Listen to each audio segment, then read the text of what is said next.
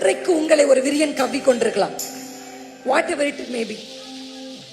வியாதியா இருக்கலாம், இழப்பா இருக்கலாம், சமாதான குறைவுகளா இருக்கலாம், பிரிவினைகளா இருக்கலாம், கர்ப்ப தடைகளா இருக்கலாம், எதுவா வேணாலும் இருக்கலாம்.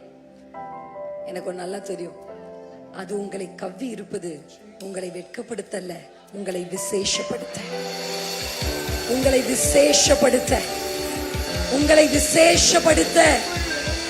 அவமானம் அடைவது இல்லை, அவமானம் உங்கள் ஸ்தானம் இல்லை, அது உங்கள் ஸ்தானம் இல்லை, அது உங்களுடையது இல்லை. அந்த இடத்தை விட்டு தூசியை உதறி எழும்புங்க. சொல்லுங்க, இல்ல இல்ல, அது ஏன் இடம் இல்ல, அவமானம் எனக்குரியது அல்ல, மகிமையினாலும் கனத்தினாலும் கர்த்தர் உங்களை முடிச்சுட்டுவார். உங்கள் சிரசின் மேலே கர்த்தருடைய கிரீடம் பூக்கும். உங்களை தேடி வந்து ராஜாக்களாக்குவார்கள், ராஜாக்களாக்குவார்கள். துரத்தப்பட்டவர்கள் உங்களை அழைப்பார்கள், உங்களை விட்டு போனவர்கள் உங்களை தேடி வருவார்கள்.